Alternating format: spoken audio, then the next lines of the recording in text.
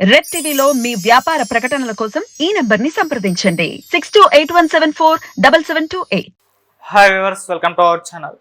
బండారు సత్యనారాయణ గారు మరి ఆ మధ్య రోజా గారి పైన ఎటువంటి కామెంట్స్ చేస్తారో మనందరికీ తెలిసింది. అవి ఎంత కాంట్రవర్సీ క్రియేట్ చేస్తాయో కూడా తెలిసిందే.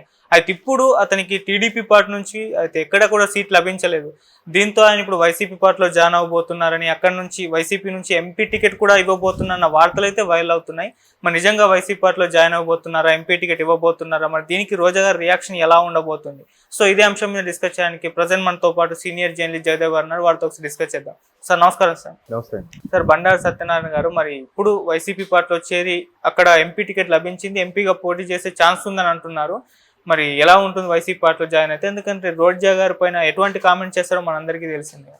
ఎలా ఉండబోతుందంటే దానికి ఆన్సర్ లేదండి. ఎందుకంటే ఇది కొత్త కాదు, పైగా ఈ వ్యక్తి ఫస్ట్ టైం కాదు, పైగా ఈ వ్యక్తి ఇట్లా దుయ్యబట్టడము మొదటిసారి కాదు, అవతల వ్యక్తి కూడా అలా స్వీకరించడము మొదటిసారి కాదు. కాబట్టి ఎక్స్ట్రీమ్కి వెళ్ళిపోతున్నారు.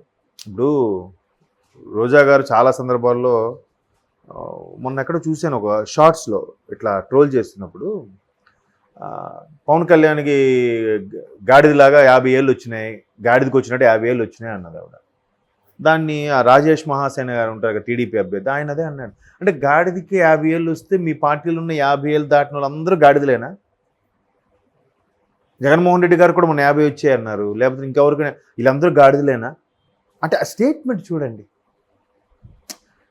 ఈ వేళ్ళు వస్తే సరిపోదు, బుద్ధి కూడా రావాలని అంటే ఎలా ఉంది? అది విమర్శే. గాడిదకి వచ్చినట్టు 50 ఏళ్ళు వచ్చాయి నీకు అంటే ఏంటది మాట? అంటే ఒక సభ్యత, సంస్కారం, అటువంటి పదాలు వాళ్ళకి అబ్బవేంత ఇబ్బంది ఏమో. అంటే అట్లాగా తర్వాత ఈవిడ ఇప్పుడు ఇదే రోజా గారు ఒకప్పుడు చంద్రబాబు నాయుడు గారి హయాంలో, అదే టీడీపీలో ఉన్నప్పుడు జగన్మోహన్ రెడ్డి గారు తిట్టిన సందర్భాలు ఉన్నాయి. తర్వాత అక్కడికి వెళ్ళిన తర్వాత అత్యంత హాట్ టాపిక్గా మారిపోయారు రోజా గారు. ఇదే బొత్స సత్యనారాయణ గారు కాంగ్రెస్లో ఉన్నప్పుడు, పీసీసీ చీఫ్గా ఉన్నప్పుడు, రవాణా శాఖ మంత్రిగా ఉన్నప్పుడు, కిరణ్ రెడ్డి గవర్నమెంట్లో జగన్మోహన్ రెడ్డి గారిని నోటుకు వచ్చినట్టు అన్నారు. తండ్రి శవం పెట్టుకొని రాజకీయాలు చేశారు, తండ్రి ఎప్పుడు పోతాడని చూశాడు, ఆయన పోతేనే ముఖ్యమంత్రి అవుతాడు, ఏవో ఇలాంటి అర్థం వచ్చేలాగా చాలా మాట్లాడారు. ఇప్పుడు ఈరోజు ఆయన 2.5 సంవత్సరాలకి మినిస్టర్లు మార్చినా బొత్స సత్యనారాయణ మినిస్టర్లు మార్చలే. ఇప్పుడు మళ్ళీ ఆయన కుటుంబ సభ్యులకి సేమ్ ఏదైతే పాత సీట్లు ఉన్నాయో ఆ సీట్లు మళ్ళీ కేటాయిస్తున్నారు. వాళ్ళ భార్యకి, మేనల్లుడికి, ఆయనకి, వాళ్ళ తమ్ముడికి, అందరికీ. మరి దీన్ని ఏమనుకోవాలి?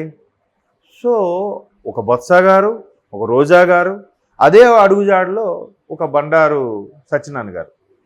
అధినేతకి తిడితేనే పార్టీలోకి ఆహ్వానిస్తే, ఆ పార్టీలో ఉన్న మంత్రికి, ఒక అభ్యర్థికి తిడితే తప్పే ఉంది? ఎందుకు వెళ్ళకూడదు? పార్టీలోకి వెళ్ళొచ్చు. చెప్పాను కదా, రాజకీయాల్లో గేమ్ రూల్స్ లేవు, ఉండవు ఆదిత్య. ఎలాగైనా గేమ్ ఆడుకోవచ్చు, నీ ఇష్టం. ఎవడు ఏ 6 అయినా కొట్టచ్చు, ఎవడు స్టంప్ అయినా బీగచ్చు. లేదు నువ్వు ఇలాగే పరిగెట్టంటే నువ్వు ఎలాగైనా పరిగెట్టచ్చు. నువ్వు బుల్లెట్ దిగిందా లేదా, అల్టిమేట్గా నువ్వు నీ సీట్లో నువ్వు గెలిచావా లేదా, నీ అభ్యర్థి ఏదైతే నియోజకవర్గం తరపున నిలబడ్డావో అక్కడ నువ్వు రిగ్గింగ్ చేస్తావో, బ్యాలెట్ బాక్స్ మాయం చేస్తావో, ఈవీఎంలు ట్యాంపరింగ్ చేస్తావో, బాంబులు వేయిస్తావో, మ్యానిపులేట్ చేస్తావో, లేకపోతే ఎలక్షన్ కమిషన్కి రిజల్ట్ని తారుమారు చేయిస్తావో, నీ ఇష్టం. అల్టిమేట్గా అయ్యావా లేదా అదే కనిపిస్తుంది. ఇప్పుడు మొన్న తెలంగాణలో చూసుకో, ఆయన గెజిటెడ్ ఆఫీసర్ సంఘం ఉండేది తెలంగాణలో, ఆయన పేరు స్వామి గౌడ్ కాకుండా ఇంకా ఆయన ఉంటారు, ఆయన పేరు మర్చిపోయాను, మినిస్టర్గా చేశారు మొన్నటి వరకు.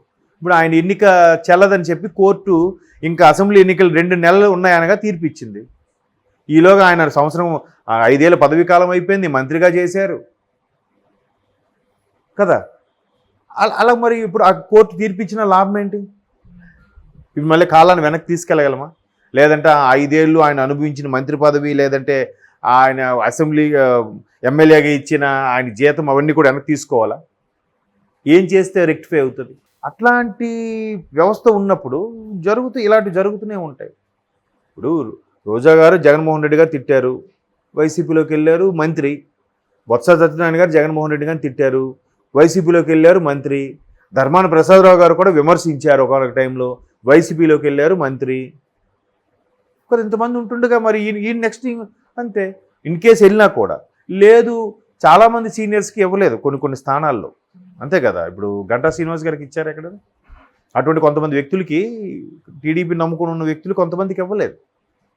యనమల రామకృష్ణుడు అటువంటి వాళ్ళ అమ్మాయికి ఇచ్చినట్టున్నారు. అట్లా సీనియర్స్కి చాలామందికి ఇవ్వలేదు. ఇవ్వనప్పుడు ఏం చేశారు వాళ్ళు, తర్వాత వాళ్ళకి నామినేటెడ్ పోస్టో బీసీ కార్పొరేషన్లో లేదా కార్పొరేషన్ పోస్టు ఏవో ఒకటి ఇవ్వడము బుజ్జగించడము ఏదో ఒకటి జరుగుతుంది. ఓపిక పట్టాలి కదా. ఇప్పుడు మొన్నటి వరకు రాజమండ్రి బుచ్చయ్య చౌదరి గారు కూడా టికెట్ లేదన్నారు, ఇప్పుడు ఆయనకి ఇచ్చారు. ఆయన టికెట్ ఇవ్వకపోయినా ఆయన ఆల్రెడీ ఇంకోటి మాట్లాడి పెట్టుకున్నారంట. అంటే ఎవరు మిత్రులు చెప్తే తెలిసింది, సార్ నాకు ఇది ఇవ్వకపోయినా నామినేట్ పోస్ట్ ఏదైనా ఇప్పించండి అంటే అలాగే అన్నాడు బాబు గారు. మళ్ళీ లాస్ట్ మినిట్లో టికెట్ కన్ఫర్మ్ చేశారు. ఏదో ఒకటి ఉంటుంది, మాట్లాడుకోవాలి కదా, మాట్లాడుకుని క్లారిటీ తీసుకోవాలి. పంతం పడే పార్టీలకు వెళ్ళిపోతే అక్కడ మళ్ళీ వెయిటేజ్ అందరు, ఇప్పుడు బొత్స గారికి రోజా గారికి వైసీపీలో ఉన్న వెయిటేజ్ ఈయన రేపు పొద్దున రావచ్చు రాకపోవచ్చు, ఈయనకి అంత వెయిటేజ్ ఉండొచ్చు ఉండకపోవచ్చు. కాబట్టి అధినేతనే తిట్టినప్పుడు అదే పార్టీలోకి వెళ్ళగాలేంది, ఆ పార్టీలో ఒక అభ్యర్థిని తిట్టి ఆ పార్టీలోకి వెళ్ళడానికి ఏముంది, ఆశ్చర్యం ఏముంది, తప్పేముంది. రేపొద్దున ఇద్దరు ఒకే స్టేజ్ మీద కూర్చొని మాట్లాడుకుంటారేమో. వైసీపీలో కూడా ఒకే పార్టీలో ఉన్న వ్యక్తులకు కూడా మధ్యలో పొరపచ్చాలు లేవా, ఉంటాయి. ఏవైనా మీటింగ్లు ఏదైనప్పుడు, ఇప్పుడు మొన్న అమలాపురం దగ్గర చూసుకోండి, ఆ ఎంపీ ఆవిడ లేడీ, ఆ ఎంపీ పిలిచారు, అక్కడ స్థానికంగా మంత్రిగా ఉండే వ్యక్తి వెళ్ళారు, ఆవిడ కనీసం మాట్లాడడానికి ఛాన్స్ ఇవ్వలేదు, ఆవిడ అలిగి వెళ్ళిపోయారంట. ఒకే పార్టీకి చెందిన వ్యక్తుల మధ్యనే పొరపచ్చాలు, ఇష్యూస్, ఎడమొహం పెడమొహం లాంటివి చాలా ఉంటాయి. మరి పక్క పార్టీ నుండి వచ్చినప్పుడు కూడా ఖచ్చితంగా ఉంటాయి. బట్ ఒకే పార్టీ కాబట్టి నచ్చినా నచ్చకపోయినా కలిసి పనిచేయాలి, కలిసి పని చేసుకుంటూ ముందుకు పోవాలి. ఒకవేళ టీడీపీలో బుజ్జగింపులు ఏమి జరిగినా, బాబు గారు ఏమైనా కన్విన్స్ చేయలేదు, రెబల్స్కి బుజ్జగించే పనిగా చేసినా, బట్ ఎన్నికల ముందు సహజం రెబల్స్ ఇట్లాగా ఆవేశపడి పక్క పార్టీకి వెళ్ళిపోతాం అనుకోవడాలు చాలా జరుగుతుంటాయి. అది మన టైం బట్టి కూడా ఉంటుంది. ఇప్పుడు తెలంగాణలో శ్రావణ్ గారు ఉన్నారు, చాలా మంచి స్పోక్స్మెన్, మంచి లాయరు, గ్రేట్ లాయర్. ఆయన ముందంతా బీఆర్ఎస్ కోసం చాలా కష్టపడి బీఆర్ఎస్ కోసం ప్రతి ఛానల్కి విజిట్ చేసి, నేను అప్పుడు న్యూస్ ఛానల్ ఉన్నప్పుడు కూడా చాలా సందర్భంలో ఆయనతో మాట్లాడడం కూడా జరిగింది. అంత బాగా మాట్లాడేవారు శ్రవణ్ గారు, ప్రతిదీ లాజికల్గా పాయింట్గా. ఇప్పుడు రఘునందన్ గారు ఎలా మాట్లాడుతున్నా అలా మాట్లాడేవారు ఆయన. ఎందుకు మరి ఎలక్షన్ ముందు తెలంగాణ కాంగ్రెస్ ప్రకటించింది కదా, కాంగ్రెస్కే ఇంకా మేనియా ఉంటుందని చెప్పి ఆయన టీఆర్ఎస్ని వదిలి కాంగ్రెస్లోకి వెళ్ళాడు. పోయింది, కాంగ్రెస్ రాలేదు, బీఆర్ఎస్ వచ్చింది. బీఆర్ఎస్లో వచ్చింటే ఆయనకు ఒక మంచి కీలక పదవి, నామినేట్ పోస్ట్ ఏదో వచ్చేదిగా. పోనీ అయ్యింది, మొదటిసారి అలాగే చేసి రెండోసారి కూడా గెలవదేమో, మళ్ళీ గెలిచేసింది బీఆర్ఎస్. సరే ఈసారి మూడోసారి కూడా బీఆర్ఎస్ వస్తుందని కాంగ్రెస్ వదిలి బీఆర్ఎస్లోకి వచ్చాడు ఆయన. కాంగ్రెస్ వచ్చింది, బ్యాడ్ టైమా కాదా? కాంగ్రెస్లో ఉన్నప్పుడు 2 సార్లు బీఆర్ఎస్ వచ్చింది, బీఆర్ఎస్కి వచ్చాడు ఈసారి కాంగ్రెస్ వచ్చింది. దానికి మనం ఏం చేస్తాం? టైం బ్యాడ్ అంటే అదే. అలాగా ఇప్పుడు ఆయన ఉన్నారు, ఇన్ని రోజులు టీడీపీలో ఉన్నారు, ఇప్పుడు వైసీపీలోకి వెళ్తారంటున్నాడు, పదవి కోసమో లేకపోతే పోటీ కోసమో ఏదో ఒకటి. ఇంకొకసారి ఇలా జరిగితే ఏమవుతుంది, ఇప్పుడు రేపొద్దు టీడీపీ వస్తుంది, డిసప్పాయింట్మెంటే కదా.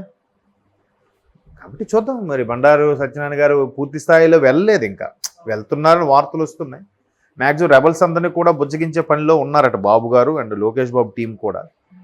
ఒకవేళ వెళ్తే చూద్దాం, అది చూద్దాం ఇది చూద్దాం మనం ప్రేక్షకులుగా. అంటే సార్ రోజా గారికి వ్యతిరేక వర్గం ఉంది వైసీపీలోనే, పెద్దిరెడ్డి రామచంద్రరెడ్డి గారు వీళ్ళు కానీ. ఇప్పుడు మళ్ళీ సత్యనారాయణ కూడా వస్తే ఇది కూడా ఒక వ్యతిరేక వర్గం కింద మారే అవకాశం అయితే ఉంది కదా. ఏదైనా జరగచ్చండి, లేదంటే రోజా గారికి ఈయన ఫేవర్ అవుతాడేమో, వాళ్ళకి ఎవరికి తెలుసు. ఇప్పుడు కొడాల నాన్నగారిలాగా ఈయన కూడా ఏం మాట్లాడుతున్నాడా అనిపించి ఈయనకు ఒక మంచి పొజిషన్ ఇవ్వచ్చేమో కదా. కొడాల నాన్నగారికి అంత నేమ్ ఎలాగొచ్చింది, ఆయన ఏదైనా నిర్భయంగా మాట్లాడేస్తాడు. మరి అలాంటప్పుడు ఇలాంటి మన దగ్గర ఉండాలి, ఏ నోటితో బాబు గారిని పొగిడాడో అదే నోటితో బాబు గారిని తిట్టిద్దాం అని కూడా అనుకోవచ్చు కదా. అలా అనుకున్నప్పుడు ఇమీడియట్గా ఆయనకు తీసుకొచ్చి ఇస్తారు కూడా, పదవి ఇప్పించి తిట్టిస్తారేమో. ఎందుకంటే వైసీపీలో అదే ఫస్ట్ క్వాలిఫికేషన్ అంటే కదా, మనిషికి టాలెంట్ ఉన్నా ప్రజాదరణ ఉన్నా లేకపోయినా చంద్రబాబు నాయుడు కానీ లోకేష్ కానీ పవన్ కళ్యాణ్ కానీ తిడితే అదే ఫస్ట్ క్వాలిఫికేషన్ అని మన చాలామంది చెప్తుంటారు. అలాగైతే ఇమీడియట్గా ఆయనకి యాక్సెస్ దొరికేసినట్టే కదా. చూద్దాం మరి ఎందులోనూ కంటిన్యూ రెబల్స్గా బుజ్జగిస్తే కంటిన్యూ అవుతారా, లేదా వైసీపీలో వచ్చి బాబు గారినే రోజా గారిని తిట్టిన స్టైల్లో బాబు గారిని తిడతారేమో చూద్దాం. Okay sir, thank you so much sir.